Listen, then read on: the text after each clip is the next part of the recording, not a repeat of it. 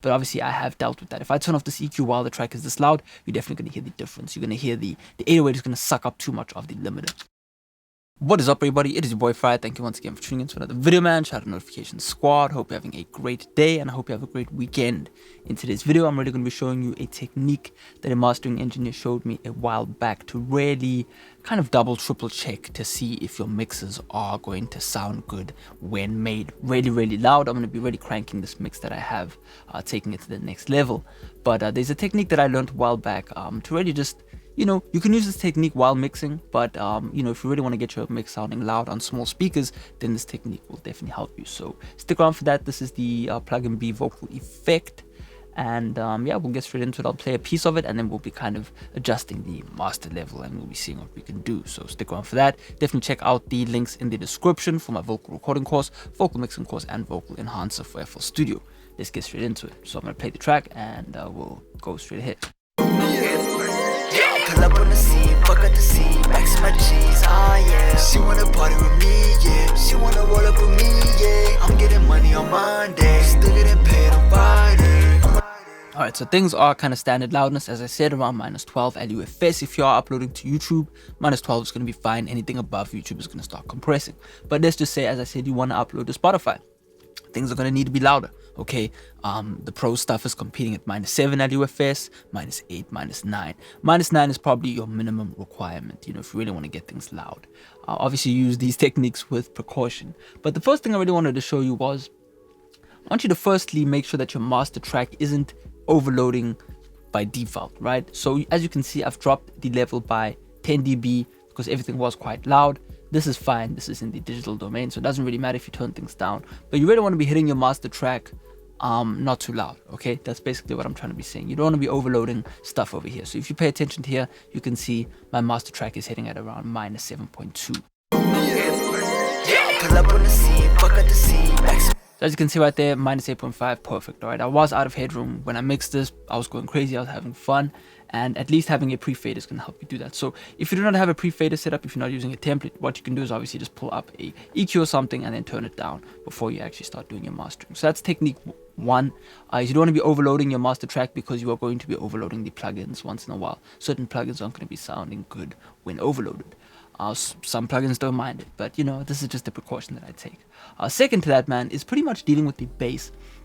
As you can see, this beat has a lot of bass going on, and the way that I dealt with the bass in this track was to actually just use a dynamic EQ to just dip the bass when each kind of transient would hit. So if you can see the da, each bass hit gets sucked downwards, so just pay attention to that over here.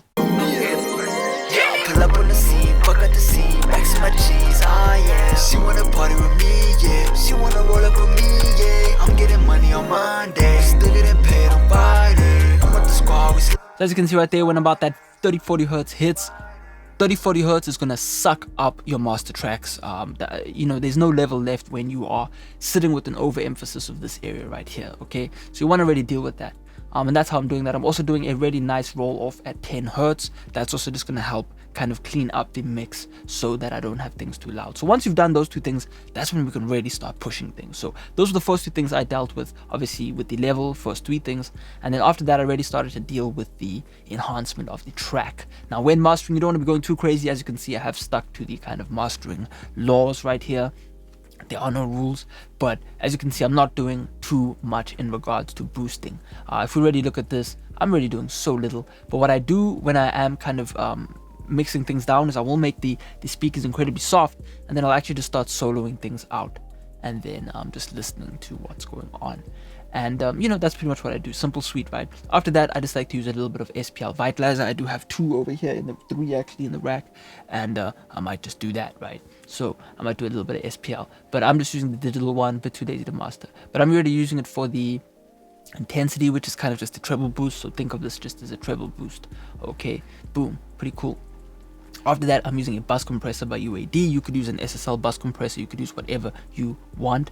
But I'm really not doing much compression. Just look at this little light blue LED. Pull up on the scene, fuck up the scene, max my cheese, yeah. She wanna party with me, yeah. She wanna roll up with me, yeah. I'm getting money on Monday, still getting paid on Friday. But just a little bit of bus compression and then a little bit of EQ into the bus compressor. As you can see, I am doing a treble lift as well. But just EQing into the bus compressor is going to be really nice. It's really just going to help you kind of glue your mix together. So you definitely do need a little bit of compression. Hip hop is generally going to want less compression. I know a lot of guys are going to give you info when it comes to rock music. They're going to say they're compressing 3 to 4 dB. I would rather not do that on the master bus of a hip hop track, because you're going to be sucking up the 808 a bit too much. And after that, obviously just your limiter. But now I want to show you a technique, right? This is the secret technique right here, is that one thing that will always stand true in any speaker system, we have spoken about this with the mono mixing trick, is that there's going to be a certain frequency range which is going to, you're going to find this frequency range within every speaker that you listen to, whether it's a cell phone, where's my cell phone? I don't know. Whether it's a cell phone, whether it's your focal speaker, whether it's your Yamaha, whatever.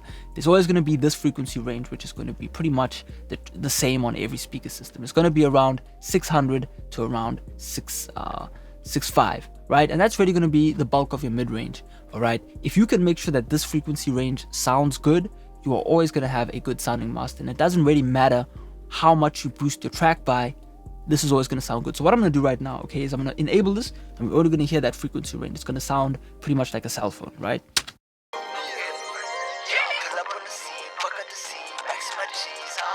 But when we listen to this, we really start to hear the bulk of the mix, right? We hear the vocal. Okay, we hear the bulk of the melody, and then we hear the transients of the percussion, the kick, snare, whatever, right? But even if we turn it off, we can still hear that, right? But the point here is that you need this area to always sound good, regardless of how much you're crushing your track. And if it'll sound good crushed in this region, the mix is always going to sound nice. So let me just pretty much crank this up to a reasonable level, and then we will turn it off and see if it actually sounds good and see what has changed. So.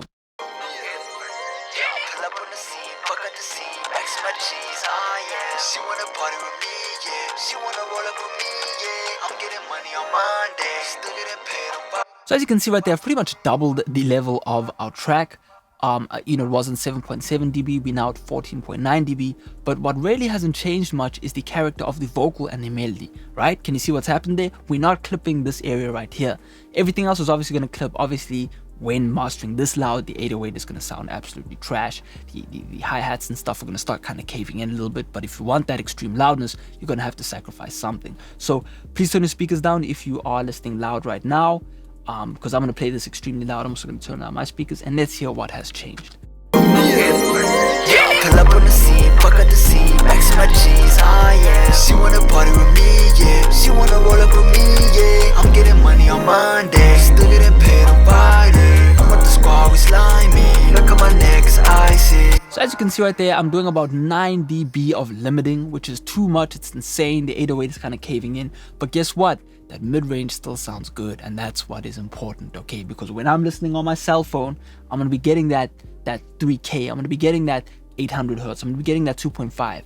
And things are pretty much going to sound the same, except things are going to be a lot louder, and we're going to perceive this track now as much louder than the next track.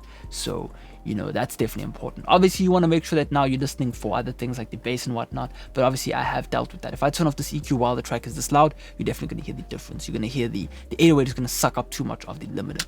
Pull up on the scene, fuck up the scene, max my G's, yeah. She wanna party with me, yeah. She wanna roll up with me, yeah. I'm getting money on Monday, still getting paid on Friday. I'm with the squad, we slimy. Look at my neck, it's icy. She won't let me alone, she on me. I got these bands on me, I can just not be lonely. 40 like I keep it closely, yeah. Rackstar, rackstar, rackstar, rackstar, I got bands, yeah. Rackstar, rackstar, rackstar, I don't pop no ends. Yeah, I'm getting money with a mob, yeah. Can you see how loud that track is now, right? It's pretty much hitting, if we actually reference it again, it should be hitting around -7 now.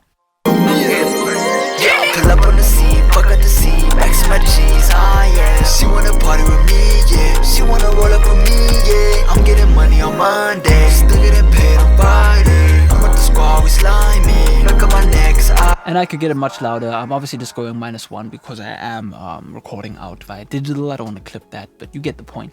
Our track is pretty much competitive now, right? You could put this on Spotify and feel confident that it is going to be as loud as everything else. Obviously, people are going to be adding the normalization on, and it is going to make things softer, but at least it's going to sound like the rest of what the pros are doing as well. Mastering engineers are not mixing to -8, and to -14 or whatever the hell Spotify think that is a good level. People just aren't doing it. Okay, they're uploading loud, and people like me who are listening on a PC are just turning the normalization off, and we want to hear the original master. So, hopefully this technique helps you. It is a crazy technique to make use of. It is going to be definitely difficult to achieve if you have not gotten the mid-range right. So you are going to start needing to learn how to get that vocal to fit in. You are going to be needing to pick better beats. I was very lucky in this instance because the beat is pretty much heavily clipped. There aren't many transients in the beat, so that makes things a lot easier. That's why I didn't have to bus compress as much. But, if you do have quite a kick-based kind of song where the kicks are sucking up quite a bit, you might want to do a little bit more bus compression. You might want to do a bit more bus compression on the track itself, okay? There are many different techniques that you can utilize to really make sure that you've got that extra headroom on the master track. But yeah, man, hopefully you learned something, and I'll check you out next time. Definitely check the links in the description. Check out the full vocal effect if you are interested in mixing vocals like this. Lots of fun in this track. But anyway, I hope you have a great weekend. I'll check you out next time. Peace out.